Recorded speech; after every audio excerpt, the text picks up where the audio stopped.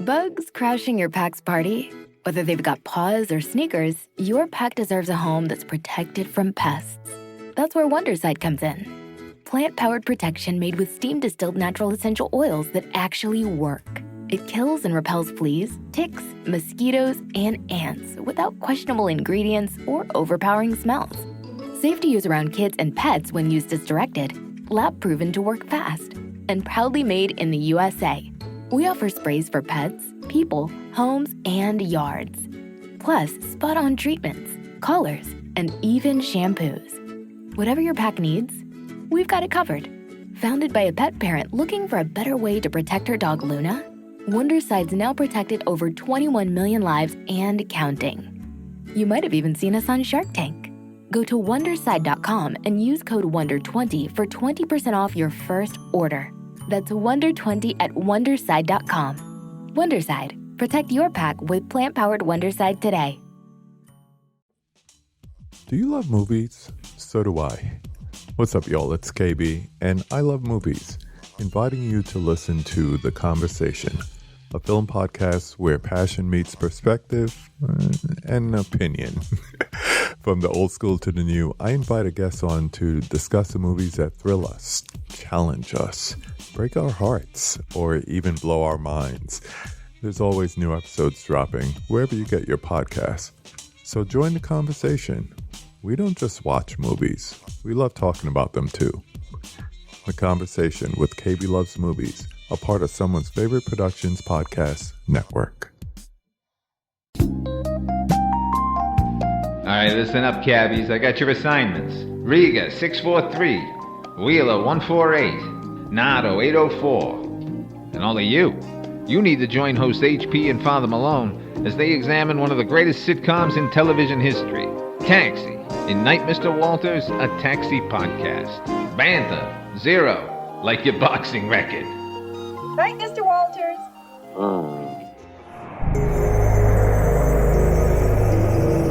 We're in Way Media.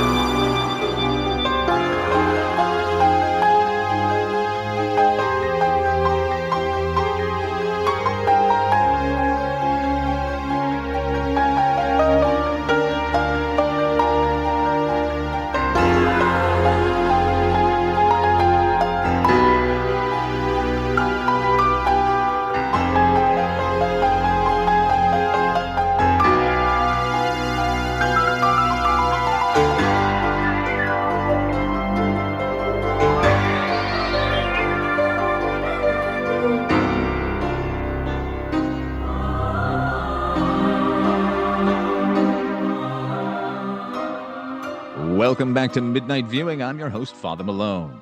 We discussed two particular authors a lot on this show, Harlan Ellison and Stephen King. They've appeared on 2 or 3 anthology series that we've covered. In one case, Ellison adapted King, that was Grandma from the Twilight Zone 85, and both have made appearances on Tales from the Dark Side. In fact, later in the series, King will pen his first original for the show. The following quote is by Stephen King from the foreword to Harlan Ellison's short story collection, Stalking the Nightmare. I'm paraphrasing a bit. King starts with one of his mother's favorite aphorisms.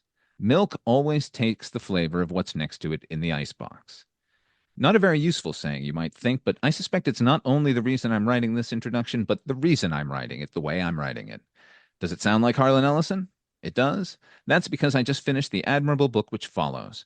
For the last 4 days, I've been, so to speak, sitting next to Harlan in the icebox. I'm not copying his style, nothing as low as that. I have rather taken a brief impression of his style.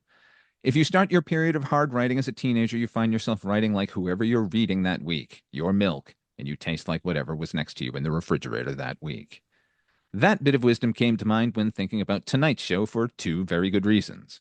1, we're going to be talking wall-to-wall Stephen King tonight. And 2, what's true about authors or any creative types might be true of podcasters as well. When this show started, it was released sporadically, monthly, and then maybe twice a month. It is now twice weekly.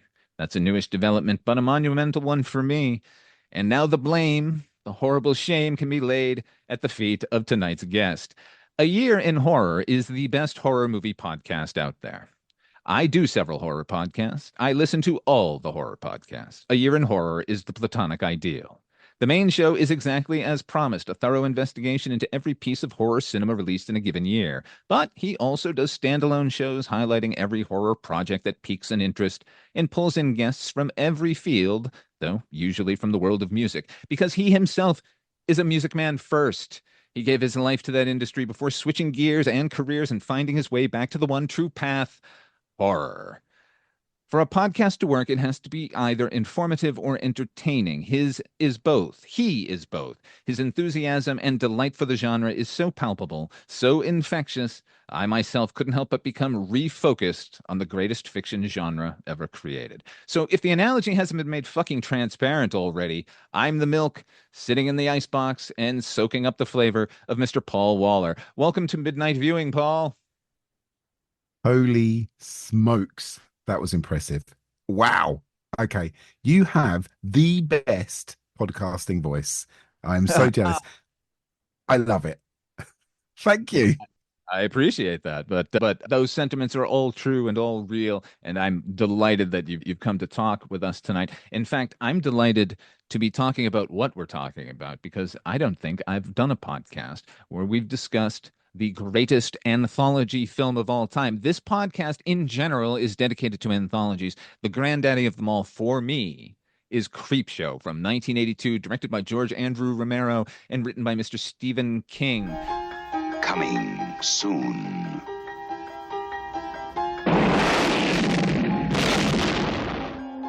Jolting tales of horror. Creepshow. From the author of Carrie, The Shining, and Cujo. And the creator of Night of the Living Dead and Dawn of the Dead. You'll scream at ghastly ghouls. Cringe at weird kids. And shiver at the doings of evil doctors. This is going to be extremely painful, Mr. Verrill. Creepshow will grab you, grow on you, and give you the creeps.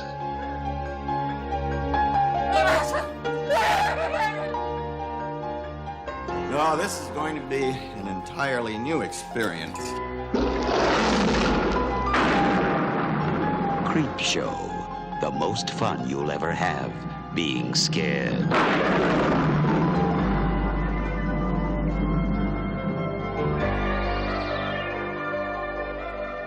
Paul, what is your history with Creepshow?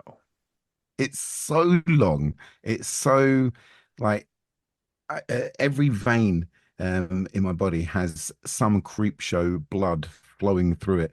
It's just been with me since like my initial stack of VHSs that I bought, and I would watch it again and again and again as you do as a child. I can tell you that there was Nightmare on Elm Street, there was Hellraiser, there was Creepshow, and these were ones that would just be like, you get in from school, what are you going to do? I'm too far away from my friends, my parents are working, I'm just going to stick one of these on. And it would be like that for not weeks, not months, but years. So yeah, it's just one of those films that I don't need to watch again. It's like that, you know, people say like Enter Sandman or something. It's like that. You don't need to watch it again. It's just always there. Always in the back of your mind. Yes. You know, I find it funny. I listen to a lot of podcasts, Paul, and what I find is guests will come on and they'll say, this is my favorite movie of all time. I've seen it like, I don't know, 10 or 15 times. And I'm like, you what? What? I watch movies on a loop, baby. Yes. I'm interested. What we use comfort food. It becomes a soundtrack to my life. Just the background, like flurry. It's weird. Since I've started doing the podcast, there have been certain films that you have to rewatch because for whatever reason, they may not stick with you. If you even if you watched it a few months back, you'll need to give it a cursory rewatch, and then you look onto Letterboxd and you go, "Wow, I've watched that 3 times in 1 year," and you know things like that happen. But when you purposefully sit down to watch something, that's completely different. There's a few, and it tends to be ones that are on YouTube as well. So if it's late at night, it's like approaching midnight or something, and there is like this found footage thing. I think it was the very first found footage movie. It's called the McPherson tape or something like that. And even though I've got the Bells and Whistles Blu-ray, I also know that it's there on YouTube, and I can just click a button and fall asleep to my 50-minute amazing, amazing film. And it doesn't matter if I wake up or just fall asleep, and that's it. I've had the best time. You know, two things about that are great. Like that's the best use of the technology possible. The utter convenience to comfort yourself to sleep with in the loving embrace of horror, but also I find myself, if I happen upon something I love on television or streaming somewhere or something, and I own the better version of it, the act of convenience, considering how you and I are of similar vintage, I'm guessing. I'm a 73 kid, 1973. So there was a time in our lives where like those videotapes were gold. They were a lifeline because entertainment for us was as I would say it's curated, but it really wasn't curated. It was a bunch of programmers at whatever television stations you had available to you, throwing on whatever they fucking could get on the air, like at any given time. So the fact that I could say into my television remote now, play The Thing, John Carpenter's The Thing, and it Yeah. will come on. Oh my God, No. what a difference. These kids today, man. The awesome thing about that is when you do that, like you'll be watching the thing and you'll know that as soon as he's poured the whiskey over the computer, that's where it would cut to ad breaks. You know, so you're like, because we've just watched it so many times on our recorded VHS as a kid. It's weird, but yeah, that's us. Like, and I I'm never ashamed of it. Like when I talk to people at work, you know, I'll go in like once a week to make sure they know that I'm alive still, and I'll be like, yeah, because it's very embarrassing if you're in a band that's had any success at all, that your work colleagues will go, oh, it's the rock star. It's like, well, I can sell out a venue that holds 150 people in London once a year. You know, I'm not a rock star, You but know what? like They they would. can't though, Paul. They can't do that. So you are a fucking rock star. Okay, yeah, I'm sure I am. But anyway, it's excruciating to be there. So what I've started to do is because I'm doing this, I will show off. I'll be like, oh yeah, I get to go to this film festival, or I went to that premiere or something like that. And it's the same thing again, but with movies. But movies are a whole different thing. It's so important to so many people because it's the one bit of the rights of growing up that we've all found our favorite movies. You know, it's not something that you can avoid. Even if you like grow up and say, I don't really like movies, I don't go to cinema, I don't watch films or anything. You know Star Wars, you know, if you're of our age, you know these films, and it's such an essential part of our life. And I never feel ashamed of like presenting that at my job with my friends, anyone that's not interested in it. I'm obsessed with horror movies. I am obsessed. I love it. I don't ever want it to end. And when I started this podcast, I was worried about burnout because I did start by watching 3 or 4 a day, and I've sort of weaned it down over the years to 2. But still, even at this rate, I'm not going to finish my podcast until I think it's 2027. So, I've still got years to go of being this hard in it, and I'm embracing it. I can't wait. I don't, you know what? I think that's a modest estimate. I think you'll actually go beyond it because the level of horror movies or the number of horror movies of recent, it's streaming and all this shit, and people are making their own things and throwing them up on YouTube. You're going to be employed for quite a while with this year in horror. You'll just be up to date. That's all. The year in horror, it'll be a once a year thing at the end, like a wrap up. Oh, it'll be such a relief to do one of these things a year. Like I honestly, as soon as I finish this, I'm going down to edit for a couple of hours, and I'm sure I mean, you just said 2, you do 2 a week. That's that's hard work. Yeah, it's a lot. Like, and I thought, what's funny is the Father Malone Weekly Roundup, which is just me bullshitting with my dog for 20 or so minutes, seems to be the hardest of all of them. Like, just picking material like week after week. Anyway, we're not here to talk about me. We're trying to talk about you. And actually, when is your first? Was it on VHS? Your first viewing of Creepshow? It definitely was, yeah. This is one that wasn't on TV, and if it was, I definitely missed it. My friends would talk about it at school in the sort of like, "Have you seen Creepshow 2?" And I was like, "Right, okay." So we know now roughly when it was because I hadn't seen it before Creepshow 2 came out because I remember all them posters, and it made me get Creepshow 1. But yeah, so with Creepshow, it was a VHS. It was I think it was a nice price one, which over here was like £4.99. So yeah, That's it was reasonable. like. Yeah, so I would get £10 a week growing up when I was like 16, 17, and that's what I bought. Man, I just remember being so utterly impressed with Creepshow. And I was never a comic book fan, so it wasn't that angle that I fell in love with. I was already an avid Stephen King reader. So I think it must have been that aspect of it and that hook that he's in one of these. So yeah, let's investigate. But yeah, I didn't stop. My experience with Creepshow was in 1982. I was 9 years old in an Almies department store with my mother, and she deposited me at the little book section so she could go shopping. And sitting there was the Creepshow comic adaptation, which for some reason was released months before the film. And if I'm sure you've seen it, if you haven't read it, everyone go get it. Artwork by Bernie Wrightson. It is fucking gorgeous. So I sat and read it cover to cover, read it again, read it again. And on the back it said, now a major motion picture. And I was distraught because I thought I had missed it somehow. But a cousin of mine, my older cousin Susan, I was 9, she was maybe 17 or 18, maybe even older. She had gotten me into Stephen King and horror movies in general, and she assured me this movie has not come out yet, but when it does, she would take me, and she did. And so I was there opening weekend for Creepshow at the Oh, Revere wow. Showcase Cinemas, and they had in the lobby they had a standee built for it, and it was a cardboard version of the crate, and the sign said, "What's inside of the Creepshow crate?" In fact, I got a drinking cup at the fucking concession stand that had the creep on it. Man, so So good.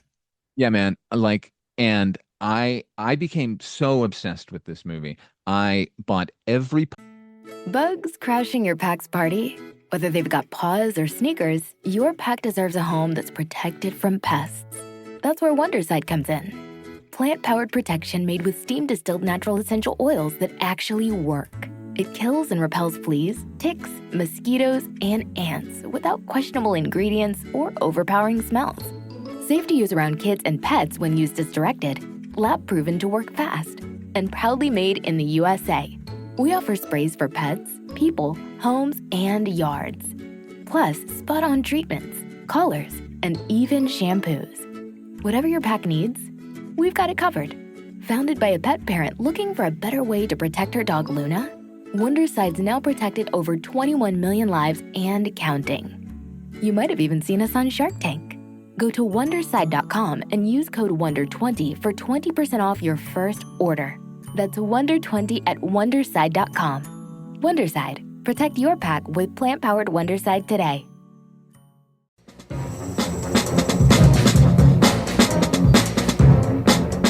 Hello, this is Aaron West. I am the author of the A24 New Wave. In this book, I look at A24's output and I make the argument that we are in a new wave movement right now. A24 plays a major role.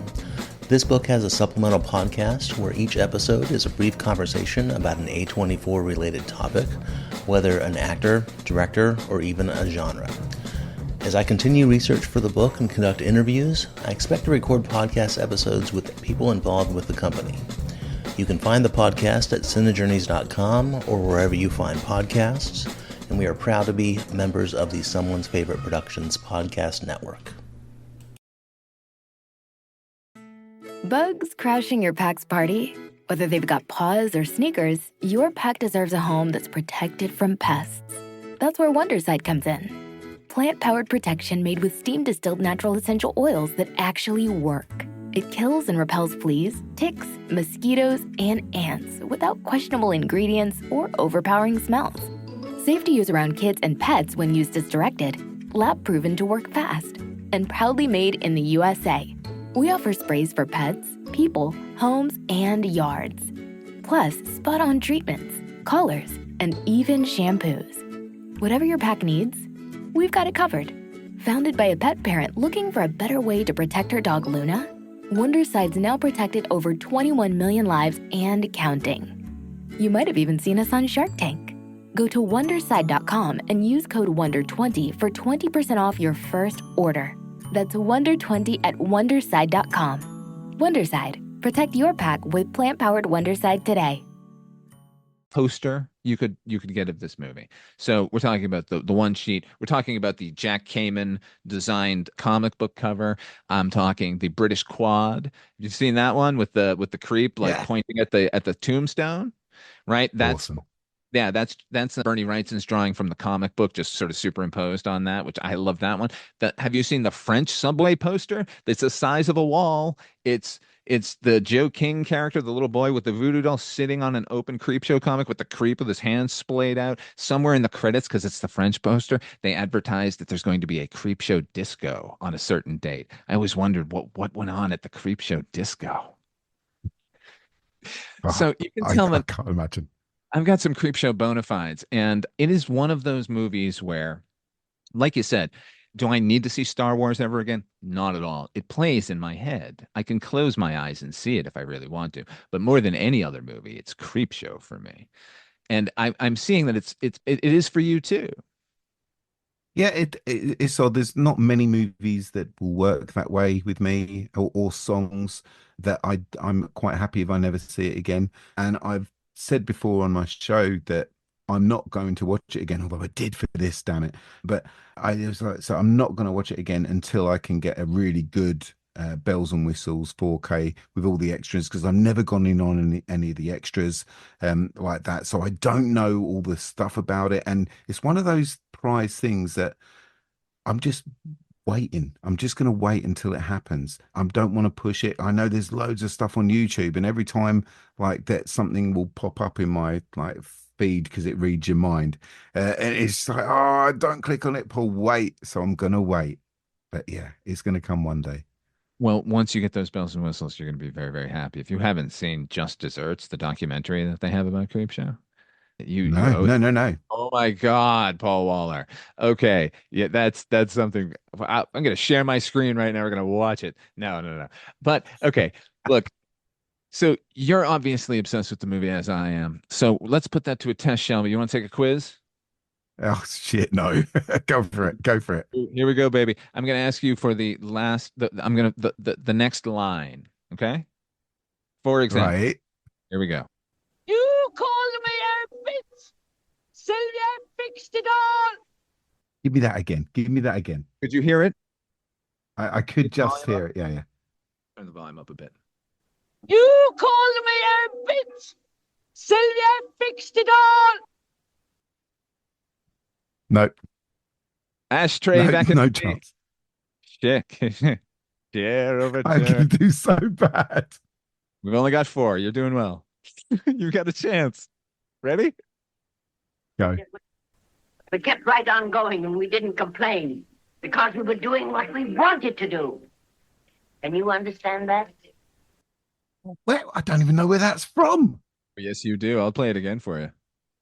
But we kept right on going and we didn't complain because we were doing what we wanted to do. Can you understand that? No. It's on the television while Mr. Jordi Verrill is lingering outside. Oh my God.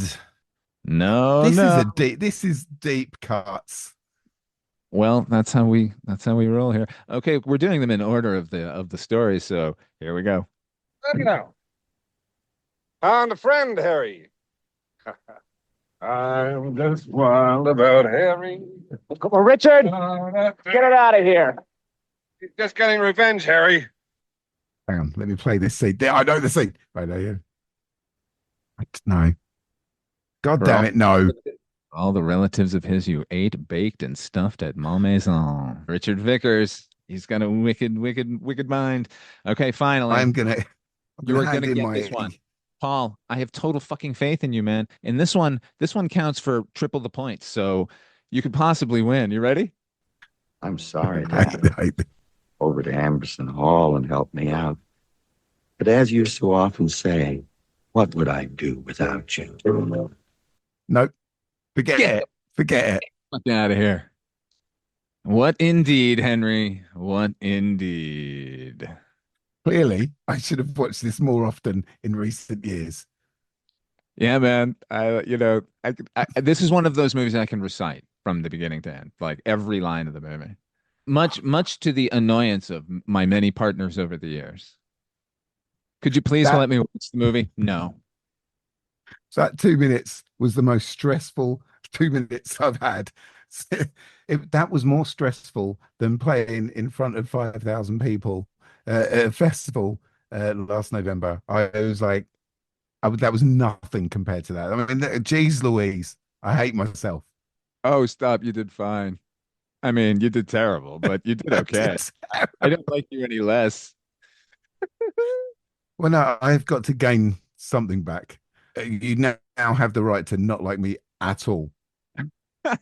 I'm not sure that that's a possibility. All right, Creepshow. Creepshow. Let's talk about the actors of Creepshow. Who stands out to you in this cast?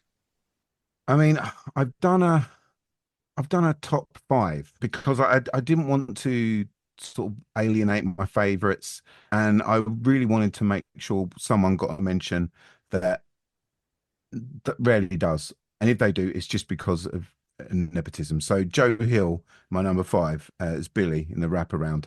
Like so very important to making this whole thing work. And so believable. And as a kid, even though I saw it as a teen, he was the one that I was like, yeah, I get that. I've been in that situation, and I really felt for him. We're talking about that wraparound sequence for the movie, which is the young child Joe Hill being scolded by his father to the point of slapping that wiseacre of a child and then throwing away his comic book, which evidently was a common refrain in the 1950s with the EC comics. I think King is playing into that there in Centerville, USA, which if you read the screenplay, that town is named Centerville. You know, it's funny. You and I talked on your show about checking things out virtually via computer with Google Maps and such, but certain things require a pilgrimage. Every pilgrim has his Mecca. For me, it's Pittsburgh, Pennsylvania. So I went down because of Dawn of the Dead, clearly. I made a beeline for the Monroeville Mall, but just on the outskirts, if you just go looking a little bit, you'll find Carnegie Mellon University, which is Horlick's University here in Creepshow. So I've been to Amberson Hall. But more importantly, I visited Billy's house on Creepshow. And get this, it was the middle of the night and it was trash day. So all of the barrels were out on the street. It was pretty spectacular. I got close enough that they could have and should have called the police. This stranger lurking out there. But yeah, so the wraparound segment here, yes, but to your point about young Joe Hill here, or Joe King at the time, Stephen King's son Joe Hill, who is a fantastic author. If he is actually my favorite horror author working today, he's better than his dad. I'm sorry, sorry, Steve, but you raised him right. He's wonderful in this movie. You would not know that it was a non-actor child. This is a child performance that I love, where he just seems with it and not precocious. I'm every time I watch it, I'm stunned at how good he is. And of course, when I initially watched it, I didn't know who he was. You know, for years upon years upon years, I did not know who he was. It's just someone I related to. Like, I had my dad throw away Motley Crue albums. There was this band in the UK that got big called Zig Zig Sputnik. Oh, I remember Zig Zig Sputnik. So they were on the front cover of a couple of magazines, and my dad, because one of them looked vaguely feminine, it was just lost his shit. That all went in the bin. So like I've lived that, and I know that, and like it makes you clutch onto it even more. And it just from that simple setup, like I'm totally on board before even any of the shorts have started. but we're also treated to this fucking horrible dad, but it's played by Tom Atkins. So he's imminently watchable. And I can see his point of view, even though I don't agree with it. And I don't like the mom very much because she's really just a wash rags. He's just stepping all over. And but I feel her frustration as well. Um, I love particularly that not only do we get that wonderful exterior where he's actually throwing the thing in the trash and we get to hear the creep making his way there, but when he describes to her why that piece of fiction needed to be tossed out, he names the stories. So it's, you want him reading that stuff, things coming out of crates and eating people, dead people coming out, people turning into weeds, for Christ's sake. I love that there's throwaway dialogue fucking ruining the movie for you right there, and you just don't even know. Right. This is so good. I cannot quote this film like you can quote this film, and that is really bugging me. And I'm just thinking in my head now, right? Star Wars, yeah, I can quote line for line. So clearly, I must start watching Creepshow on the regular again. Yeah, I'm not having this. You could do as I did and just tape the entire audio track of the movie onto a cassette tape and then wear that and then put that in your headphones for your fucking Walkman. Just walk around listening to Creepshow. I'm not that obsessive, am I? Monomania. When I was we mentioned V in the show, in my show earlier, and when that used to come on UK TV on a Friday night over the weekend, I would tape it and then I would tape it onto a cassette and I would take it to school and I would listen to it on my Walkman. V, all the way there, all the way back. Oh my God, what a memory you've just hit there. Bosh. Yeah, if I loved that movie, then I wanted to keep experiencing the movie. If I wasn't near a television set, gotta keep. I need the fix. The horror junkies. I'm enjoying this. Okay, so at number 4 and at number 2, actors from the crate. So at number 4, I've got Hal Holbrook as Henry, and at number 2, I've put Adrienne Barbeau as Wilma. I just think they're so expertly read that it's the one short where if all the others went, even though it's not my favorite, I would just happily watch that again and again and again. I think the performances are outstanding. The crate is the sort of standout of the movie, obviously. It is the most character driven. I think it's the most plot driven, and it isn't based on usual anthology short story twists. There's no twist going on here. It's a thriller. Unfortunately, in most horror anthologies, when you get a thriller, there isn't a whiff of the supernatural. Creepshow is wall to wall fucking supernatural. Even if it's just roaches, what are roaches? Why are they so mad at him? So I always appreciate that aspect of it. Well, yeah, of course. And I would also say just quickly about Adrienne Barbeau. Oh my God. To talk to her. So yeah, so when I got to talk to her, I knew the whole interview, I was trying to think how am I going to get a little bit of chat about Creepshow in? How am I going to do it? And because we weren't talking about that, I think we were talking about Scooby-Doo or something, because she was in one of those. Oh yeah. She was Catwoman. I did Batman the animated series. She's in so much amazing stuff. But yeah, I managed to get a bit in and I was so happy with what we ended up talking about. But what was really annoying was before you record and after you record, she was just so courteous to me. She dropped her facade sort of thing that you would do when you're ready, 1, 2, 3, showtime sort of thing. That dropped. And she just became the mum. She was so nice talking about her kids and stuff like that, and she wouldn't stop. And I'm thinking I've really got to move on to my next interview sort of thing. And yet here I am talking to her. No way am I going to stop it. So we're just chatting the shit. It was such a lovely thing to do. Completely juxtaposed with her character as Wilma as well. Mad. Yeah, Wilma, Adrienne Barbeau was the MVP of the movie. There are a couple of performances here where you can watch it and go, this is a comic book, and it doesn't feel bad. If you were to say in most movies that, well, that's kind of a comic booky performance, you'd be like, sheesh, oh, sorry about that. But Adrienne Barbeau read that character off that page, recognized Wilma as the castrating bitch from hell, and just went, I'm gonna go all the way with this. I think, didn't she? I believe she said something like, Romero kept going, you can go bigger, you can go bigger. And I think that was Romero's refrain to most of the actors, like King in particular. We'll get to him, but so like we'll get to Romero too, but like one of the reasons these performances are so good is because you get somebody like Romero at the helm going, I know what this movie actually needs. It needs the outsized performances to sort of to keep it going. But at the same time, Hal Holbrook is so fucking natural as Henry, so repressed and just so genial. Like what a pair, and they play off each other so well. Like this is a look, we know this couple. You know this couple. Yeah. We've been around them. I've been in them. Right. Okay. Number 3, I have Leslie Nielsen as Richard, something to tide you over. And my number 1 is, people are confused by it, and they will often say that this is the worst performance. But for me, Stephen King as Geordie Verrill, I just think it's so spot on, and it's the one character in this thing that if I was going to get a tattoo, it would be that. If I was going to, learn to quote someone verbatim, it would be him. Like, I just think it is a performance for the ages, like from when I was young, from teenager to now, as like I'm a year away from 50.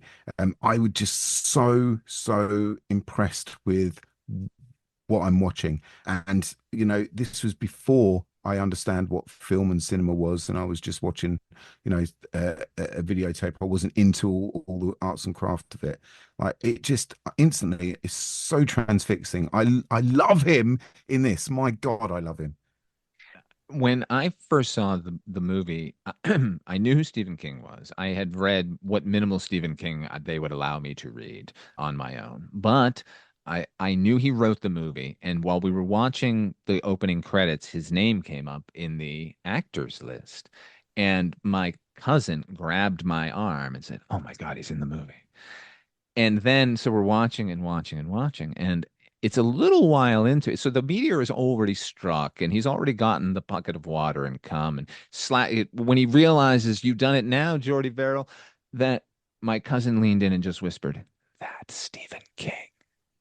And it was like, I don't know, like people talk about imprinting, it was just like, holy God, that's the man. That's the Shining guy, which I hadn't seen at the time, but I saw the trailer on television and it fucking kept me up for weeks. Yeah, I had seen Carrie by then. Like, I knew all of the books, and I knew his reputation, and whatever little bit I could get. And like, here he is, big as life. And to your point, yeah, it's the best performance in the movie. It's a heartbreaking performance. This is we can just jump right into Geordie Verrill if you want, because this segment of Creepshow gets the least amount of respect from the rest of them. It is never mentioned. When you and I first started talking, and you mentioned that you wanted to talk about this segment, I was overjoyed because I feel like I'm the only other fucking human who adores this piece. And a huge part of that is Stephen King's performance. Side note, Tom Atkins, dick of a dad at the beginning, initially hired to play Geordie Verrill. And then George Romero went, "Oh, you know what, Steve, I think you should do it." Bugs crashing your pack's party? Whether they've got paws or sneakers, your pack deserves a home that's protected from pests. That's where Wondercide comes in. Plant-powered protection made with steam-distilled natural essential oils that actually work. It kills and repels fleas, ticks, mosquitoes, and ants without questionable ingredients or overpowering smells. Safe to use around kids and pets when used as directed. Lab proven to work fast. And proudly made in the USA. We offer sprays for pets, people, homes, and yards. Plus, spot-on treatments, collars, and even shampoos. Whatever your pack needs, we've got it covered. Founded by a pet parent looking for a better way to protect her dog Luna, Wondercide's now protected over 21 million lives and counting. You might have even seen us on Shark Tank. Go to Wondercide.com and use code WONDER20 for 20% off your first order. That's WONDER20 at Wondercide.com. Wondercide. Protect your pack with plant-powered Wondercide today. The audio commentary. It's a dying art form, but here at One Track Mind, I, your wonky yet affable host Ryan Luis Rodriguez, analyze film through the prism of these embryonic forms of podcasting, one audio commentary at a time. Masterpieces, crapster pieces, live action, animation, cult classics, films literally no one has ever heard of.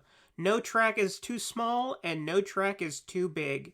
Join me and my guests from the entertainment world as we keep these features alive every other Tuesday. Hey, who else is going to discuss Bill and Ted's Bogus Journey one week and Citizen Kane the next? Us, that's who. Sure, you have to put up with my voice, but there's a certain give and take in this industry. That's One Track Mind, part of the Someone's Favorite Productions family and available wherever you get your podcasts.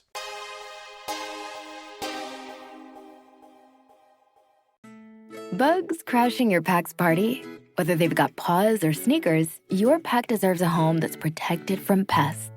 That's where Wondercide comes in. Plant-powered protection made with steam-distilled natural essential oils that actually work. It kills and repels fleas, ticks, mosquitoes, and ants without questionable ingredients or overpowering smells.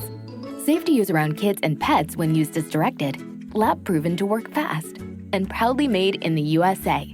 We offer sprays for pets, people, homes, and yards. Plus, spot-on treatments, collars, and even shampoos. Whatever your pack needs, we've got it covered. Founded by a pet parent looking for a better way to protect her dog Luna, Wonderside's now protected over 21 million lives and counting. You might have even seen us on Shark Tank. Go to Wonderside.com and use code WONDER20 for 20% off your first order. That's WONDER20 at Wonderside.com. Wonderside. Protect your pack with plant-powered Wonderside today. Because you are a hick from Maine. So, and then Tom Atkins, you'll notice, is uncredited in the movie as the dad. But I mean, he did the part, but he didn't take the credit because he really wanted to play Jordy Verrill. And he might have been fine. You know, he's a good actor. I might have enjoyed his performance in a different way, but I wouldn't have believed that Jordy was as dumb as he is. And for such a brilliant man. So I didn't know it was Stephen King. I did not know it was Stephen King when I first watched it. I just thought it was like an actor playing a hick sort of thing. You know, that's all I thought. So yeah, I even though I'd read Stephen King, it was so, you know, we didn't have the internet. I didn't know. I just can't believe you were 9 watching this stuff. That's absolutely madness to me. Yeah, you know, listening to your podcast a lot, like I notice guests will come on and they'll say things like, "Oh yeah, I saw this when I was 14," and you'll be like, "That is too young." And I'm thinking, "Oh man, what? Wait till Paul gets hello to me, man." Like, I was unattended and worse than unattended. I had a large gaggle of older, irresponsible cousins. They took me to the drive-in to see The Thing and Cat People. You know, like whatever they were into, I was the mascot that came along. None of them realizing how twisting it was for my brain. But at this point in my life, I want to thank every single one of them. Absolutely jealous. I wonder because like I was allowed music, but I think it was because of that video nasty thing that happened.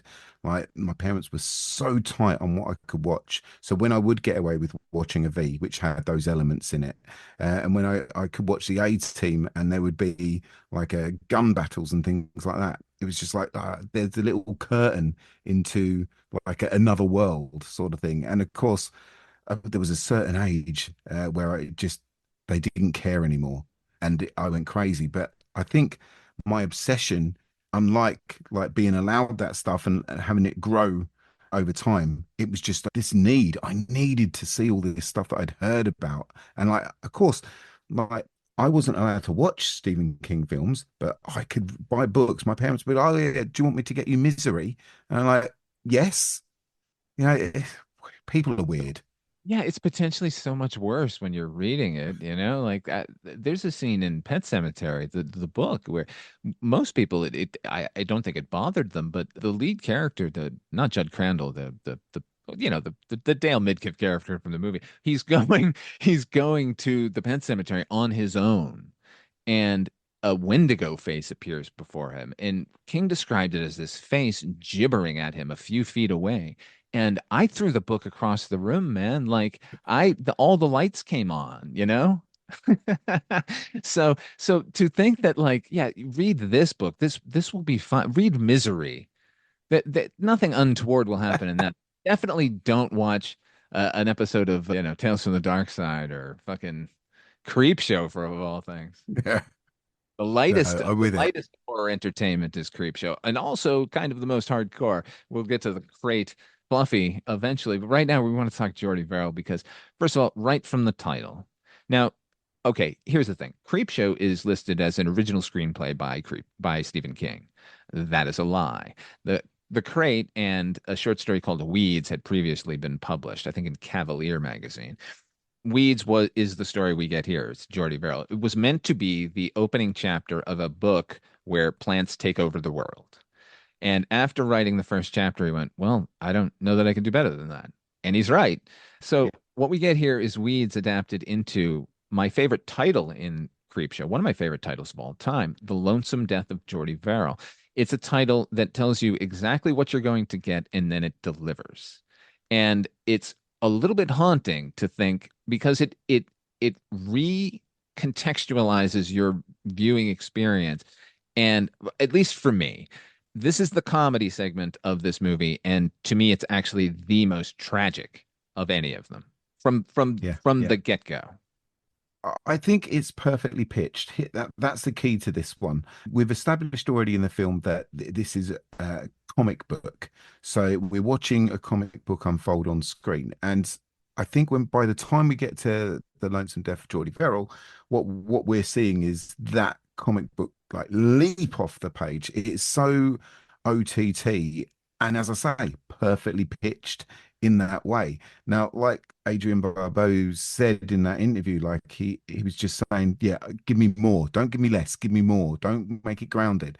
I don't know if Stephen King, because he wrote this, I don't know if it was something that he always envisions this way, or he was pushed to go further this way. But whatever way it was, it nailed the performance like so spot on, because we do need levity in this thing. It's not a serious, like, scary film.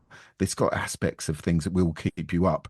But like, I personally just think that if everything else is fantastic, it's awesome, but this just goes the extra mile. There's something that you can't name. And as I say, the best I can get is it's just so perfectly pitched. Everything about it is right.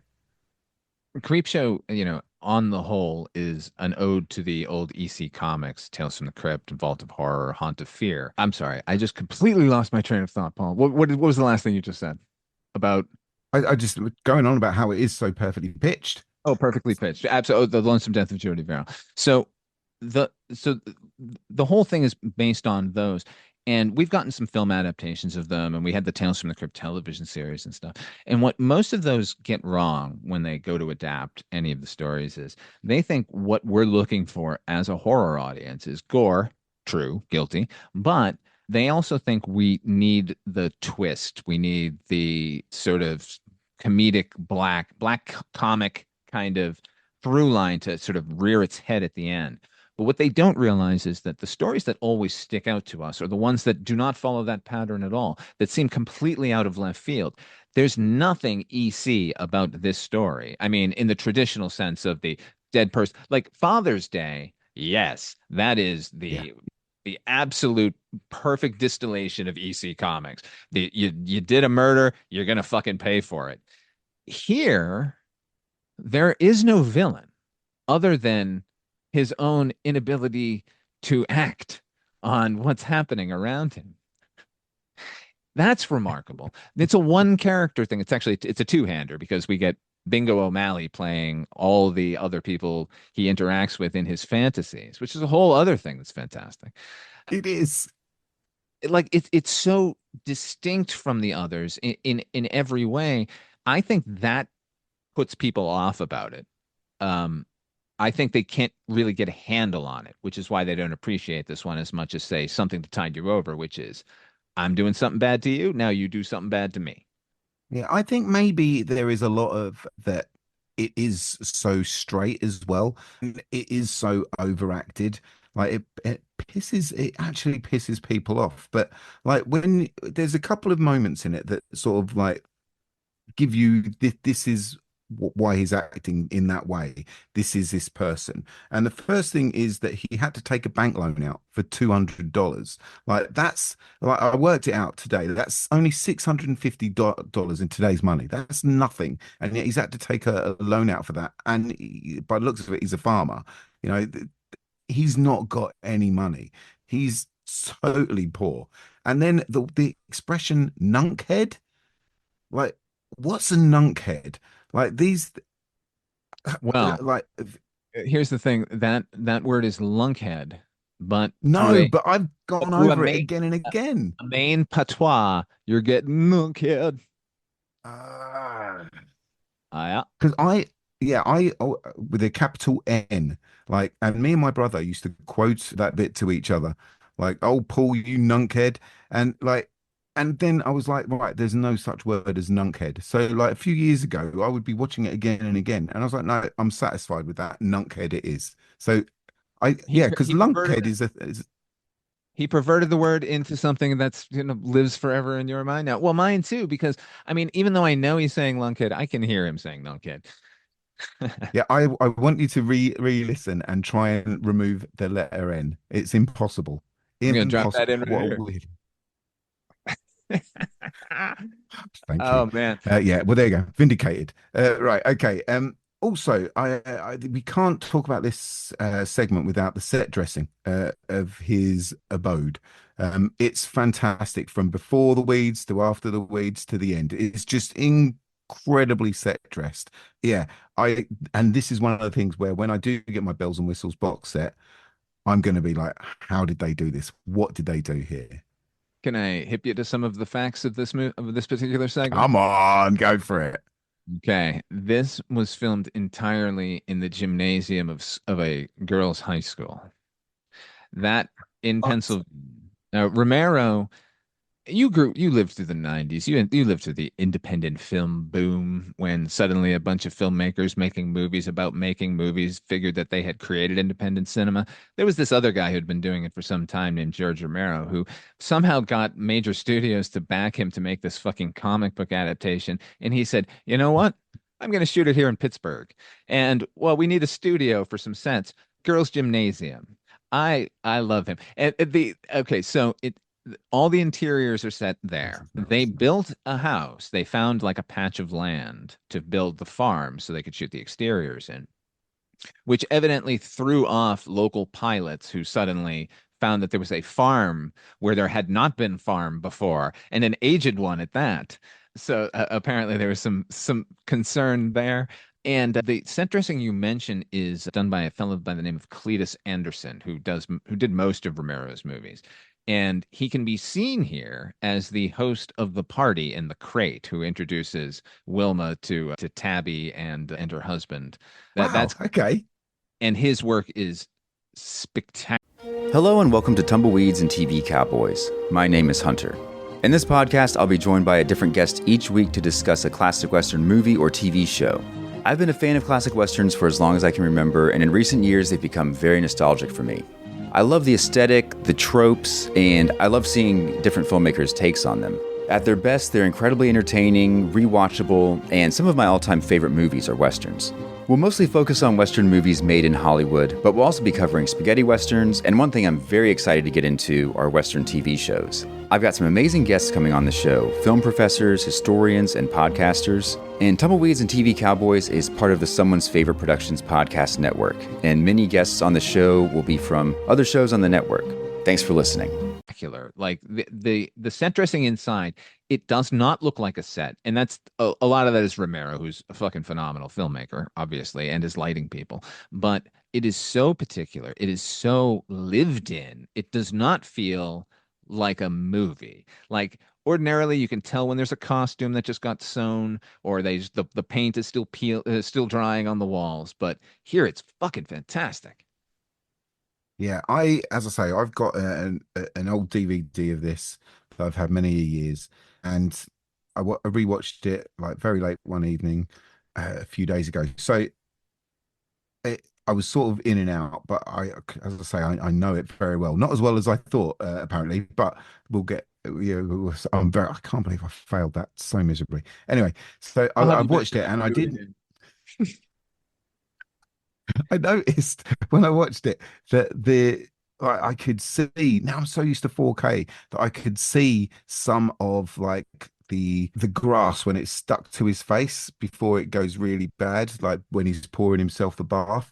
And I just thought, oh, that's going to look really bad in 4K. When I get that 4K, that's going to look bad. But right now, it's okay. But like I remember on VHS, like this thing was just everything to me. Like the world looked lived in.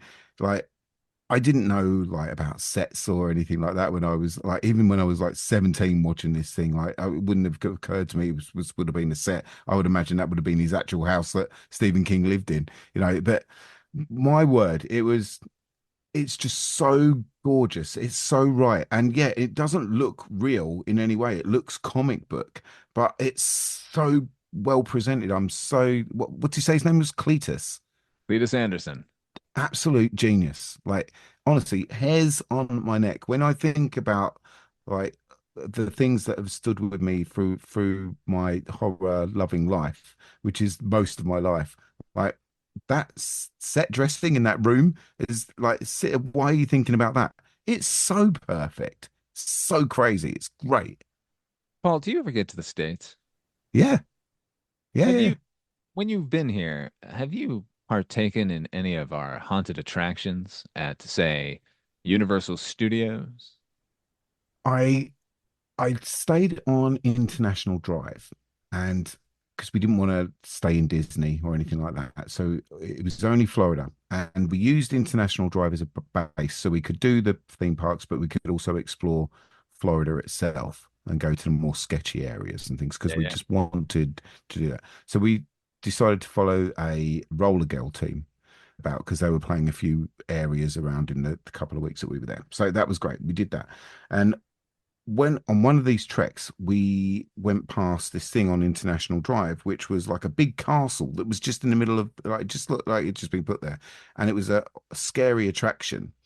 And I've never been as scared before or since than walking through this castle one end to the other with the guy in a leather face mask with a chainsaw that I could smell fuel. Obviously, it was blunt. I didn't care. I was running through that. I did not get my money's worth. I was so scared. So yeah, I've got an experience of it. Wherever you're going, I want to know because these are the best story. These things are freaky scary. Yeah, well, I'll get to I'm talking specifically about Halloween Horror Nights, which is the Universal yearly attraction. Starts in September, runs all September, all through Halloween. Sometimes after Halloween, which is always a delight when everyone is already over it, and I jump in there. But before I sort of became dedicated to haunted attractions, I was actually worked in a haunted attraction here in Las Vegas. Eli Roth's Goratorium was a year-round haunted attraction here on the Las Vegas Strip. And inside was a decrepit casino, many, many rooms, and there were many actors in those rooms who were chasing you around. I was one of those. So I've seen scare attractions from both sides. And what's funny is you're absolutely right because you ran through, you did not get the full experience. I can't speak to, I know the actual attraction you're talking about because I've been to it on iDrive. I can't remember the name of it, but because I've also been to Halloween Horror Nights at Universal in Orlando, but I primarily go to the one in Hollywood. Well, in 2019, when the Creepshow television series premiered, they had a Creepshow house at Universal Studios. And you walked in, like the facade was the giant open comic book with all the back issues from the back of this comic book. Oh boy. So you step into it and then you're basically walking through the panels of the comic book and it's all the panels from the actual Bernie Wrightson thing, but a lot of them from the movie, the little transition animations that slowly dissolve from So the good. yeah. So all of that and then you get three rooms that are themed from the movie Creepshow and then I think two that are themed from the television series. So I hate to say it, but a waste of time. But the three Creepshow rooms you get to go through are the Father's Day one. So you go through the cemetery past that iconic Nathan Grantham gravestone, inside Nice. where he jumps out and twists off the head of Aunt Sylvia, and then he of course emerges scaring the shit out of you with Aunt Sylvia's head on a tray. So that's you got that. Like Next that. you got the crate, which was disappointing because not because of the set decoration. The Universal Studios is bar none the best for it's a fucking movie studio. It should not look like a set when you walk. You should feel like you're there, right? So you walk Right. into the basement in Horlicks University where the crate is up on top of the sort of island, the examination island. And they had perched the crate so far up so they could have an actor stand into it that it was so off-putting that you were looking up. It didn't match the movie in any way, shape, or form, that it was kind of a total loss of a room. But then you get into Upson Pratt's apartment with lightning going off and projections of roaches everywhere. And there's the computer and that sound, that trilling sound that his fucking stupid phone makes. And you get to walk past his hermetically sealed room with the body and all the roaches being disgorged. I would say I've never had a better time in a haunted attraction. But I also went through An American Werewolf in London house, which is the best thing I've ever been through. And it was so movie accurate because you go through the slaughtered lamb and then you go into the apartment where he transforms. You go through the tube station with the fucking escalator. You end up in the porn theater walking from the screen's point of view, actor shooting in your eyes with a fucking giant, full size wolf like fucking jumping out at you. I've never been so scared in a haunted attraction. Did it, walked out, I was there early enough that I walked out, did it again, and I got scared in all the same places. I feel like I'm ranting now. We're no longer talking about Creepshow, but we're Creepshow adjacent. I don't care. It sounds amazing. It sounds absolutely amazing. Yeah, see, I hear all this positive stuff, and my one experience was too scary for me. I didn't like it. It was too much.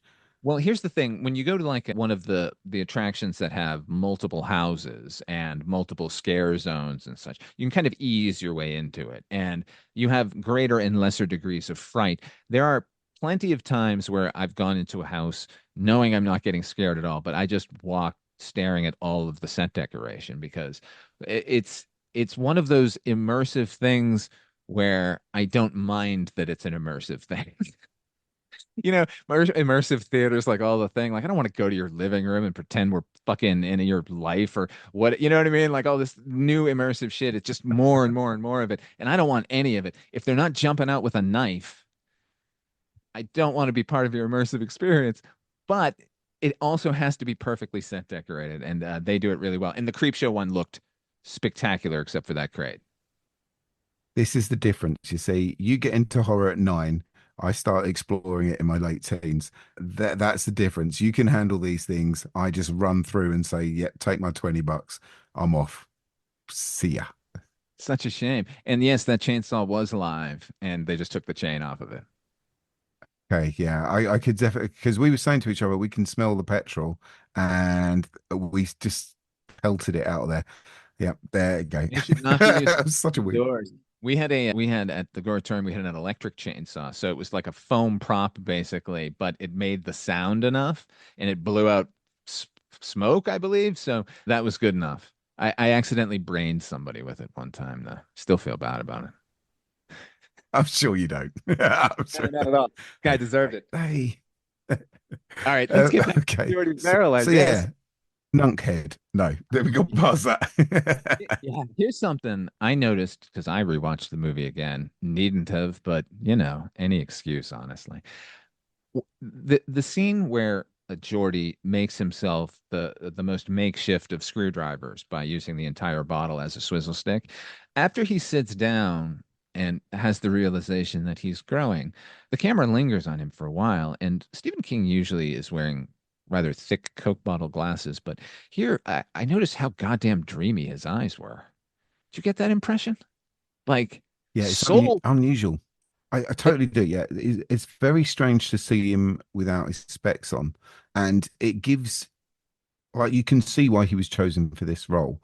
Like he gives, like when I take my glasses off, it's much the same. You look your face looks confused because it's not used to it. Do you know what I mean? It's just like your face has to get used to being different. And I think what's happened there is, yeah, like his face is just doesn't look quite right. Everything is just off with him. And yeah, his eyes are sort of, wasn't he like a drunk at this time as well? So he had sort of like glassy eyes at that point. I think it was before the cocaine period, or was it during it? I think they're on the precipice of the cocaine period. This might, in fact, be the start of the cocaine period because, movie sets around 82, it's not addictive, right? It's just happy dust. Yeah, he definitely was on one substance or another. I think I don't know how alcoholic he was at this point, just because of all the rah-rah, the Shining is an anti-alcoholic screed that he keeps sort of banging on about. But yeah, I mean, he's not well here. Nevertheless, doesn't affect the performance or anything. I'm not saying that. Well, I think I watched. I did an episode on Maximum Overdrive, and for it, I did do the deep dive. I haven't got the affinity with that film that I do for this one, so I did go and look at all the extras, and I went and looked at the interviews that he was doing around the time, and yeah, he would do that drunk thing of like you would say something, you sort of remember you saying it, but you then start going off into a different direction while you're trying to keep focus on what you were saying. It's like you're sort of too hazy to even know where you were. And he was doing that in interviews regularly. And whilst it's funny to sort of watch him keep up with himself, it's also really sad to see him try and keep up with himself. And like we talk about this segment of the Creepshow being really sad, and yeah, like when you think about Stephen King, like, and his face, his manner, his whole life, it has been so successful, and yet so sad, the elements that have happened to him in this time, and like how he's dealt with it through entertaining us. Like what a hero. Like when he does go, like it's gonna be, I have nothing to compare him to in a modern day texture. I think it's gonna be like a legendary great, and it's nothing to do with these performances. Obviously, it's to do with what he has written. But I would say always look at this performance, always focus on what he's done here because it's that important. And like we said at the very beginning of this, like it just gets overlooked and poo-pooed, maybe because it is so OTT. Can't tell you the reason, but it's shocking. I'll tell you why. It's because of the way he says BAD. I think that part of it is so over the top that most people won't cotton to the rest. And that's Romero's fault because, as you know, you said he with Adrienne Barbeau, he was telling her to go bigger and bigger. I know from here for this performance, he told King, you know the look that Wile E. Coyote has right before he realizes he's going to fall? I'd like you to play the part entirely like that. That expression. Which makes sense in a way. But at the same time, the pathos of this character is really undeniable. Like the jokey parts of it are the fact that Jordy Verrill imagines that there's a department of meteors who will give you $200 for a whole meteor and nothing if it's broken is so ridiculous. And the fact that a doctor has a well sanitized but still a cleaver for which he's going to take off your finger without any anesthetic, I'm guessing. Like those are funny bits, except when you factor in that every authoritarian figure who's coming down on Geordie is in the visage of his dead father, who's been dead, what, Christ, 3 years almost. Yeah. Yeah. Spot on. Like, I tell you, it's making me feel sad, like talking about it in this way. And no other episodes do in this. There is that I've mentioned it. There's a weight to Geordie Verrill that there isn't in the other episodes, and it's still fun. Like I get the OTT stuff, like, and some of the lines, and also the slap on the face. There's like a tiny sound effect. I think that like it's too clunky. You didn't need it. Like have him hit in his face. Like that will sound good enough. It's not quite a like boing, but it's like still a where it didn't need to be there. It's so forgivable. Like everything about it to me is just perfect. Perfect.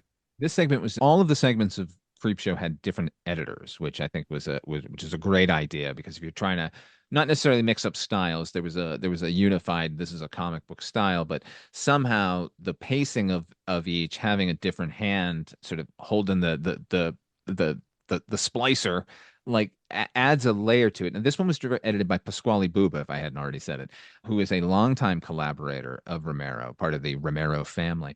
He went on to edit movies like Heat and a veritable cavalcade of like every popular entertainment you can think of here.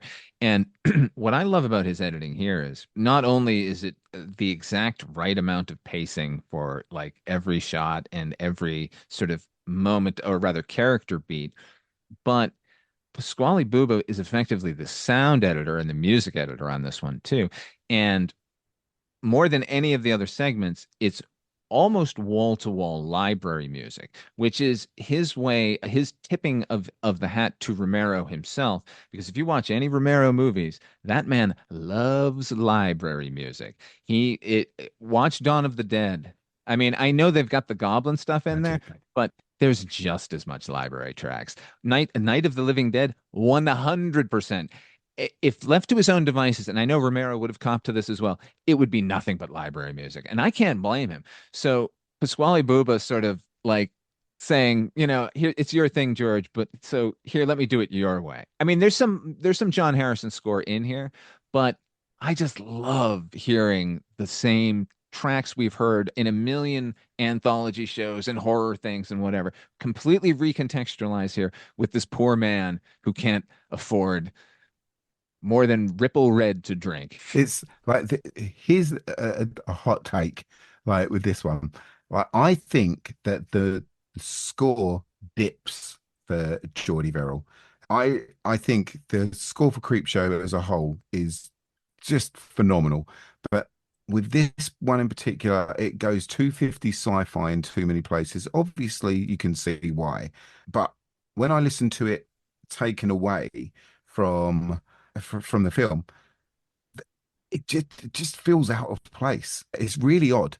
And coming back to it, because I've listened to the score a lot more than I have in recent years than watch the film. Yeah, it's really noticeable. Whereas before I'd started listening to scores completely separated from the films, I'd never really noticed. But yeah, I did I thought it was a bit of a step down. I'm not saying it's rubbish. It's nowhere near rubbish. But I'm just saying, like, for me, the rest of it is so good. Oh, musically, this is the least of it. I mean, it is effectively library tracks, which, if you're a fanatic like I am for it, you already have all of these albums and you can just go listen to them. Hearing those tracks out of context from the movie is more rewarding than hearing them included on a soundtrack, because it's the sudden like, whoa, hey, I'm in Creepshow all of a sudden. And yes, I do sometimes just listen to library tracks, like albums full of them. But the other thing is John Harrison, the composer overall for the movie, what he does here is what he added to the movie is just this sort of synthy kind of counterpoint stuff. And that to me is worse than the library music, which is that wah, wah, wah.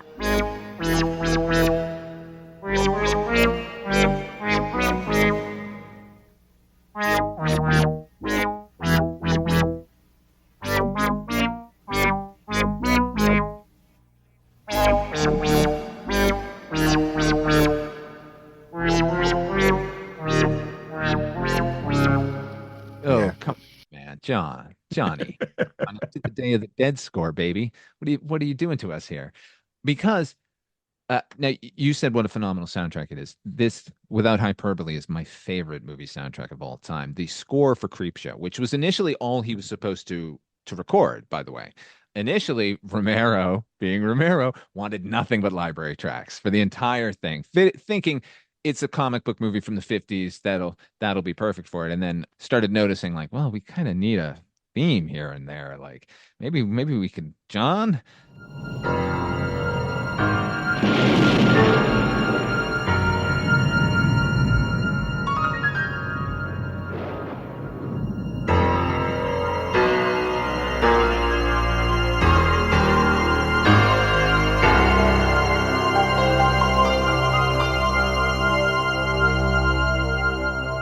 Something to Tide You Over. The music in that contains to me one of the most clever things I've ever heard in music, where he has taken a theme that one of the characters is singing at one point, which is Camptown Races, and then he plays that song through a synthesizer in such a mournful way. This is when Ted Danson has now realized that she's definitely drowning and he's next. There's no hope at all. It's this mournful thing. It's Camptown Races, and it fucking makes me want to cry.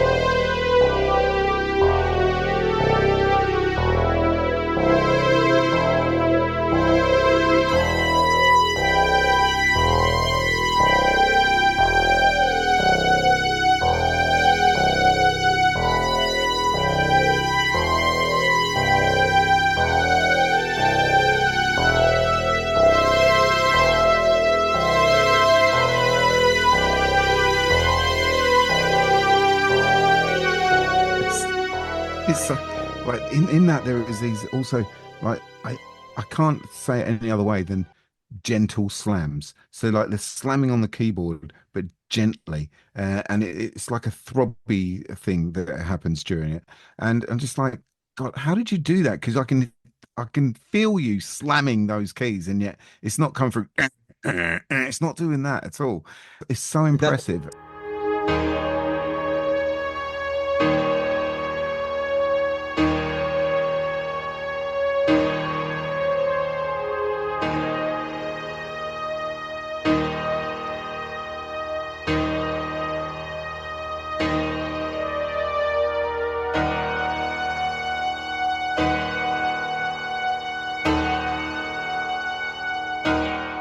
Prophet 5 synthesizer at work? Was it particular to that? Like we could bang the fuck out of it and still come out gentle? Maybe. It's just so impressive. And I think it was a Waxworks record release that I like pre-ordered, and I loved it so much that I said to them, I reached out to them and said, look, you haven't got very good distribution in the UK. I'll just buy a stack and sell them. And I did. I just like bought a stack. I don't know. I haven't got any infrastructure to do this. So I just went on eBay and sold them at a normal price so I could break even on them. I just wanted to get these out to people over here. Oh, God, I love it. That's fucking noble, man.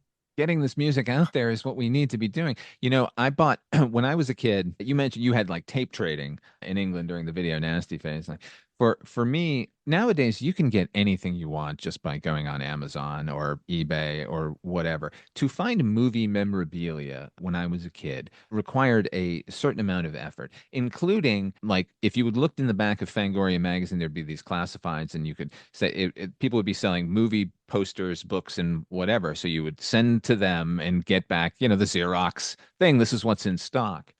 And there was a trader in Florida, Rick's was it was the name of it. And he sold posters. And I bought most of my Creepshow posters from this guy. And he was always really solid. And he had the Creepshow soundtrack for sale, which I could not find on vinyl. That original Varese Saraband release. I don't know if I'm saying that right, but it's the standard kind of release at the time. Could not find it anywhere. He had a copy of it, sold it to me. And when it arrived, it was warped from the mail. And so I could listen to 3/4 of something and then like that. And I wrote back to him and he said, no, just send it back. I'll send you a new one. And then I met him at a convention like 2 years after that. And I said, hey, I'm the guy who bought that Creepshow thing from you. It was warped. He's like, oh my God, I'm so sorry about that. Like, is the new one okay? And I was like, yeah, of course. And then he said, which I'm talking at least about the Camptown Races thing. He said, did you hear the joke in Something to Tide You Over? And I said, no, what are you talking about? And he said, it's Camptown Races. Listen to it. And like in my head, it suddenly clicked, like standing on this convention floor, like, oh, that's true. So, but anyway, the soundtrack itself, that's my experience with the soundtrack. Of course, I have it on CD and every track sort of, I have the completely bonkers, like completists out there found the disco song playing during that Don't Let Go during Father's Day when Ed Harris is dancing around and the footage I'm sure he wishes was burned. I love all of those.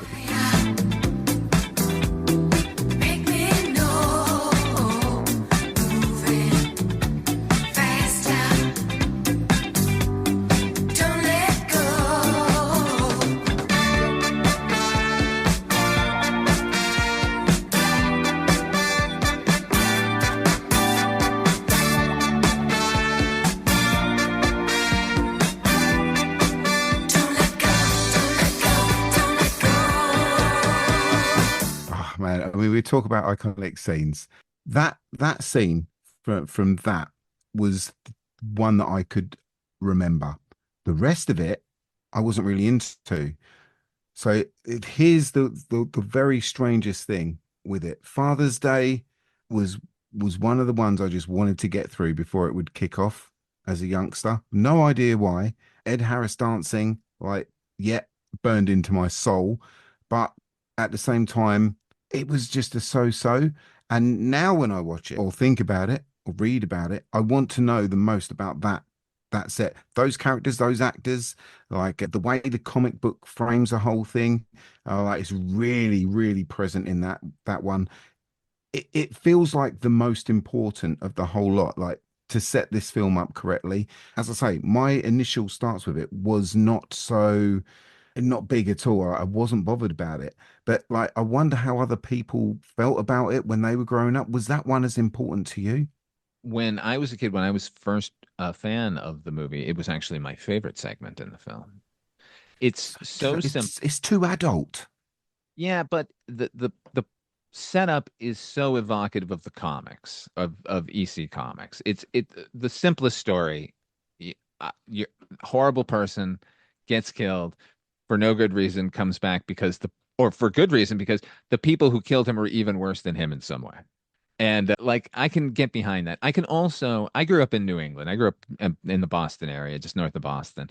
And so I've the kind of people that Stephen King are skewering there, sort of the old money New Englanders, like, yeah, man, I want to watch them get their heads twisted off and turned into cake, like that was I couldn't imagine a more enjoyable time than watching a bunch of rich people get theirs when I was 9. So yeah, I love this one. And particularly because most resurrection scenes for the undead when they come crawling out of the grave look, there's only a few instances where I can point to and go like, that's awesome.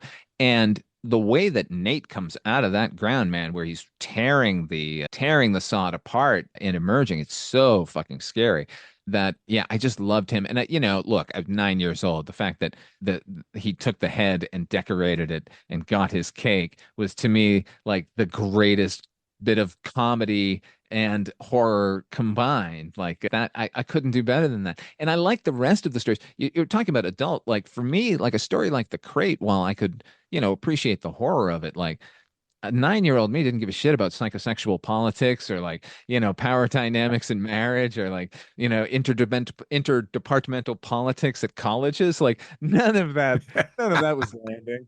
That's madness. Like, yeah, I do appreciate like a maggot-filled corpse.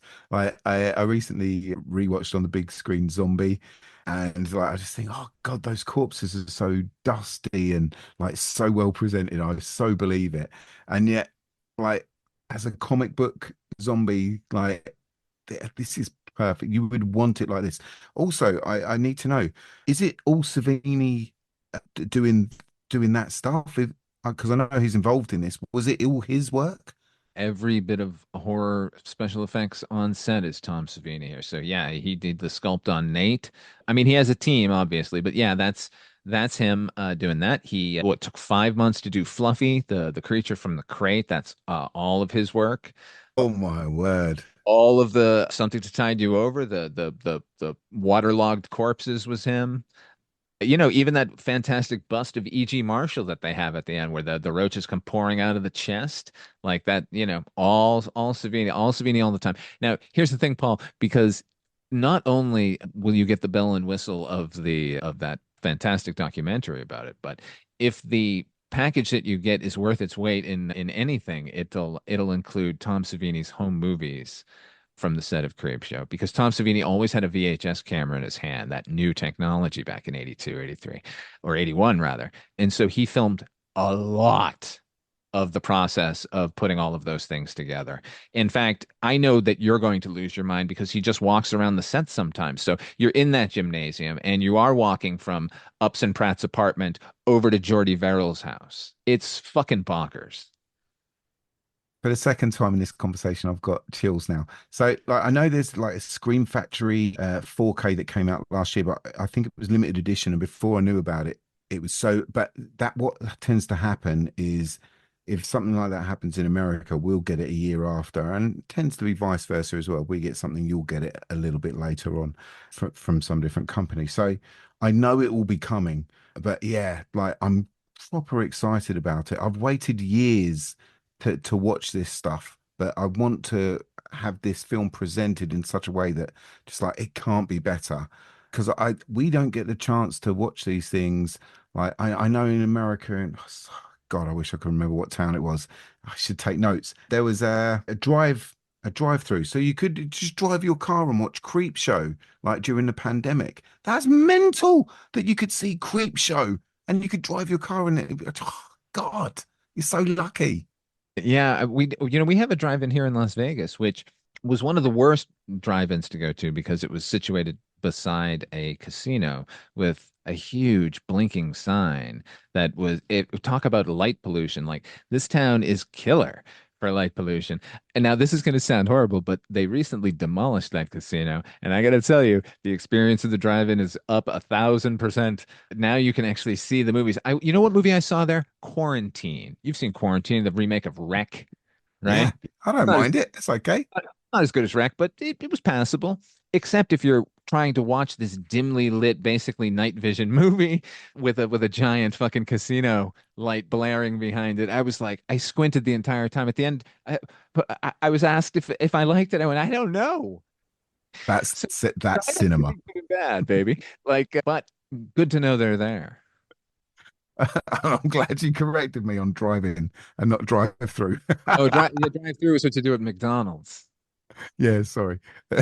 My Americana is tip top. It's about as good as my memory of Creepshow. Well, no, just lines of dialogue.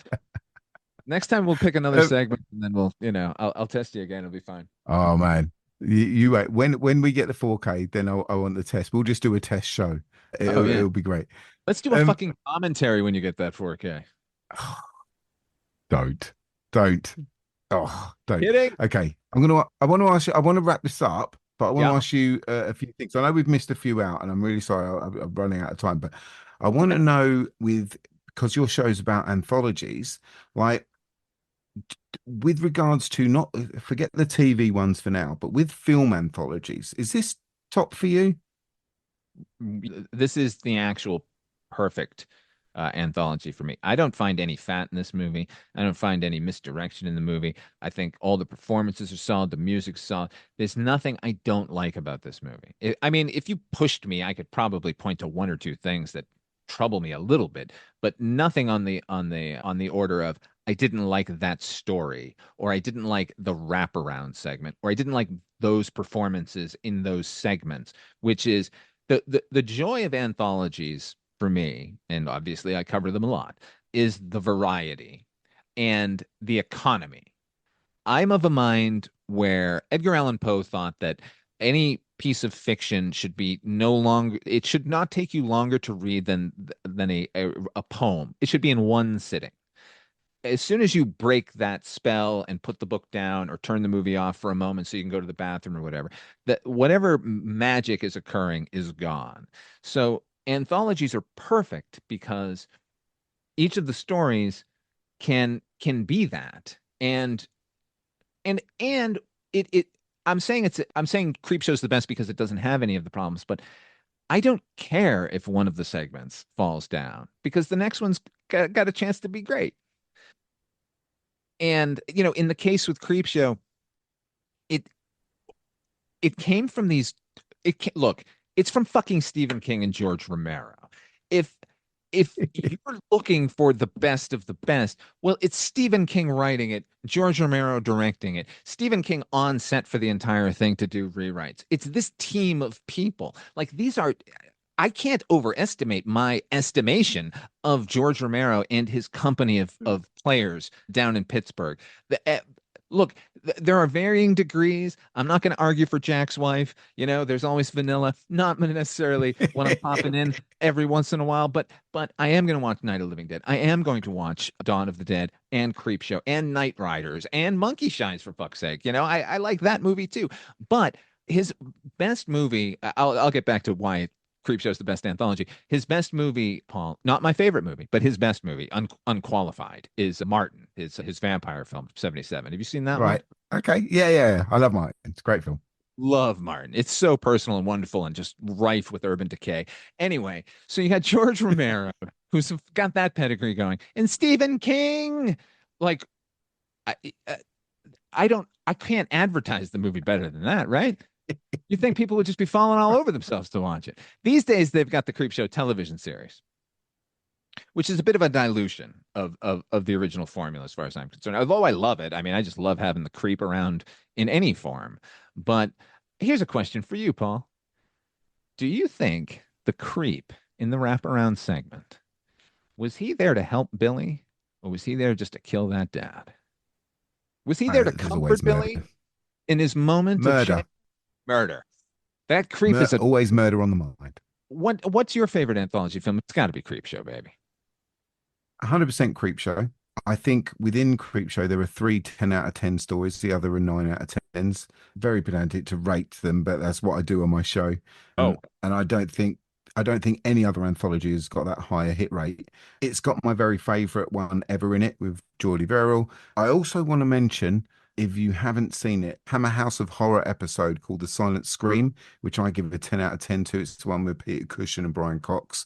I just think that is as good as the Geordie Verrill story. But like, I was trying to think, I was going through everything. Like, I love Amicus's Asylum, and I think, oh, actually, that's the best wraparound that you've ever had in an anthology. I think that's amazing. And then I compare it to this one, and I'm like, well, technically, and yeah, probably for the story it's better, but I still prefer Creepshow. You know, there's something magical about this thing, and yeah, it's got a lot to do with my youth. But also, when you try and pull it away from that, like, Creepshow has these targets that it's trying to hit and what it's trying to be, and I think it executes it perfectly, and no other film executes it perfectly. Whether it's an accident or whether they just lucked out or whether they had this thing meticulously planned from the start, I don't care. I'll find out when I get that box set.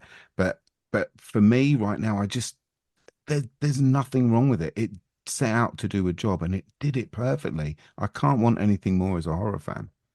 Let me just echo what you were saying here about that wraparound segment. The reason, or the greatest innovation here, is that they decided early on that they're going to have this ode to comic books, and then decided we're going to let the comic book tell the stories. So we do get a wraparound in how the comic comes into our view and where it goes from there, but it doesn't interrupt at all. The problem with most anthology movies, and the reason that Asylum is so good, is it is its own story, and now we're hearing the stories from the story, and those are characters that we're following, and there's an eventual payoff. Here, it's the lightest of setups, which can be death for an anthology movie, but it's so deftly handled. Seeing panels of comic books just come to life. What more do you need? And not to mention the splash pages that we get to traipse past, the muscle man, the joy buzzers and exploding cigarettes, like all that wonderful business. Don't need a word from anybody. I just need a skeletal hand come in every once in a while and magically turn the page. I mean, what else can you say? Well, actually, you could say a lot more. I think we could probably do another couple of hours, like just going through each bit individually. But thing is, here is the thing: there is a magic to it, and I worry that I'm going to spoil it, which is why I haven't bought any of the Blu-rays or whatever that have come since. There are certain films I don't want to ruin. I remember ruining Star Wars for myself with all the behind the scene things, and just I would saturate myself with it. And at the end, it spoilt that magic. And I really don't want to do that with this one film. It's like that one film that I just want to keep. Does that sound weird? No, it doesn't, because I get that. I myself am a fiend and can't not spoil everything for myself. I need to know exactly what was going on when, in the greatest and most detailed minutia possible. But I do understand having something as sacred as this. Look, if I could, I'm wondering if there's a movie that I would rather not know anything about the making of. No, but just flat. But I can appreciate your reverence for the film. But I will also say that when that day comes, oh my God, what heaven is in store for you, Mr. Paul Waller. Now, Paul, when you're not here, you're clearly over there at A Year in Horror, but how can people find you when they want to find you? And I'm encouraging everyone to find him. Oh, I appreciate that. Yeah, well, first of all, thank you for the opportunity to come on and chat with you. I've loved it, and I do like getting those snippets of information as much as I've avoided them my whole life. You've blown me away that it was in a gymnasium for a start. Like that might be something that you learned 20 years ago, just nonchalantly, but I'm like, what? So yeah, but if you want to look for me, I've actually very much try and not sell A Year in Horror with the band that I was in. It's constantly, how can we sell ourselves, how can we market it? And I just wanted to get away from that. I started managing bands like just before COVID happened, and it was all about that. And it lost the magic. Music lost its magic for me because it was just business. So with the podcast, I've just decided let it grow organically. Not that like people are ripping my arms off to give me paid ads or whatever, but whenever it has happened, I've just shut it down. I'm not interested. So I haven't got social media. I think I started a Facebook and then never updated it. I feel really bad about that. And the weird thing about Facebook, if I delete one thing, I think I've got to delete it all. And if that's not the case, I can't be bothered to work it out. So don't go there. That I have a personal Instagram, which is Waller Not Weller. So if you are interested, come along there. But wherever you listen to podcasts, just type in A Year in Horror and you'll get me. And if you enjoy it, keep listening. That's all I want to say about it. I've done it as a personal thing. I knew I would have a small audience because my music stuff meant that people would listen and decide whether they liked it or not. And lovely stuff has happened because I've discovered a horror community where I just knew there was one because Fangoria exists, and these people like you, like many of my regular guests, they're the best. And like, this is the best thing that honestly has ever happened to me apart from like my marriage. It's just so incredible to meet all these people that feel the same way about movies as I do. So yeah, that's why I'm doing it. What else can I say about it? It's just like, if you want to find me, the best place to do is just type it into wherever you listen to your podcasts. And if you don't, like, fair, whatever, it's good. And if you look in the links here in the comments or whatever the fuck it is, the description, I'm going to link to your podcast. You're not selling it, I am. Ladies and gentlemen, once again, Midnight viewers, thank you for joining us here. Oh, I gotta plug my own self. Shit. Okay, Midnight Viewing, you're listening to it here, but all of the other shows I do a half-hour radio drama called Dark Destinations. I co-host a podcast about the television series Taxi called Night, Mr. Walters. That is HP's show. I'm his co-host on that, and frequent appearances over on the Projection Booth and the Culture Cast. Both those shows are definitely worth checking out. Everything is at Weirding Way Media. If you want to support this show in any way, and we'd really appreciate it if you did, that is patreon.com/Father Malone. Until next time, try to enjoy the daylight. Actually, no, that's the usual sign off, but that's because we're in Tales from the Dark Side Land. What's the Creepshow version? Oh, it's the most fun you'll ever have being scared.